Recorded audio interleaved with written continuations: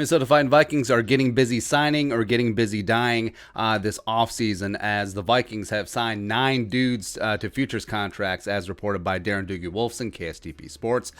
So the 9 guys are quarterback Jake Browning out of Washington, quarterback Nate Stanley, the rookie 7th-round pick, fullback Jake Bargas, who is up on the active roster twice this season, filling in for C.J. Ham, the converted tight end from North Carolina, come on to raise up, tight end Brandel, Dillon, the Marion Barbarian, OG Zack Bailey, coming out of South Carolina, was a midseason pickup on the practice squad. Blake Brandel, the left tackle out of Oregon State, was a 6th-round pick from the Beavers. And then also the pair of former Miami cornerbacks, Tae Hayes from Appalachian State, got in week 17, little special teams, as well as our guy Cordrea Tankersley out of Clemson, where didn't have the best reps against the Lions, but keep hope alive. I believe in the 2017 3rd-round pick. Let's go. As well as free safety Luther Kirk from Illinois State. His claim to fame, he was teammates with James Robinson at Illinois State. So cool. Yeah, fantasy league winner James Robinson, by the way. So question is, what are futures contracts? So any end-of-season non-53 player is eligible. So any practice squad guy, any unrestricted free agent can be signed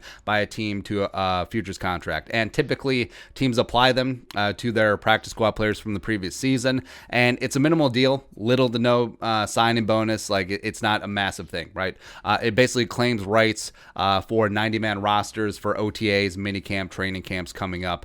It's basically just a 90-man roster placeholder, right? So important to note that it's only 9 futures so far, because they haven't decided yet what the practice squad size is going to be for 2021. Now, with the new CBA, it was supposed to take the practice squad size from 10 to 12 this season, as well as 2021, and then up to 14 in 2022. But this year with the Rona, they expanded it to 16, and frankly, they should keep it at 16. They should. I mean, the NFLPA would be on board. It's more jobs. I mean, coaches like it. There's more bodies at practice to run more scout team looks. Sure, but we'll see what happens. But also, it's important to note who hasn't signed as of yet.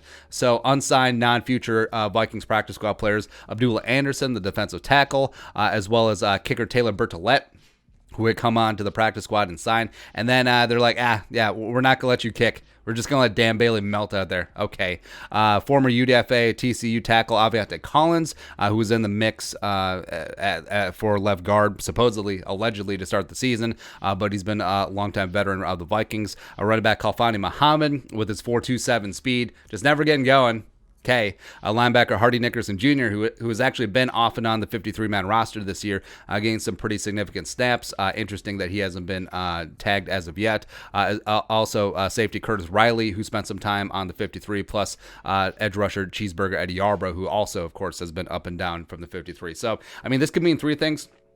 1, I don't know, they haven't gotten around to the paperwork. I mean, it's just a case of the Mondays, right? 2, maybe the team doesn't want him back. I mean, maybe the team saw what they saw either in practice or in a game situation if they did get in there, and they're like, we're going to keep our options open with our 53, our 90-man roster. Like, I understand that we have maybe 60 spots filled on the 90-man. Maybe we'll add 10 guys in the draft, maybe another 10 UDFA, so we have 10 more spots open effectively. Okay, nah. Or number 3, I mean, the player might be waiting for an opportunity elsewhere, especially guys like Hardy Nickerson or Eddie Yarbrough, or maybe even Aviante Collins, who have played some either this year or in the past, and we're like, okay, you know what, Viking, it's been real, it's been fun, it hasn't been real fun, I'm going to try and catch on somewhere else. And also, note that none of the futures players signed are from outside the organization. Now, I suspect this might have something to do with COVID protocols, because even if you're just signing something piddly like a futures contract with basically zero money involved, you do want a physical, you do want to do all that stuff, so you want to check that out. So that's it. Vikings 9 futures, dudes who will be on the 90-man come OTAs, and then mini camp, and then training camp, and then hopefully preseason, and then 17 game schedule. Vikings going 17-0, and then 2 playoff games, and then the Super Bowl. Woo! 20-0. Here we go. 24-0 too. I mean, Zero obviously is going to want to win preseason games too. That might get cut in half. Anyway, but your thoughts? Vikings 9 futures contracts. Let us know in the comments section below. Subscribe for daily Vikings takes. Want to support that work? Post on the Venmo. But until next time, Skol, production value.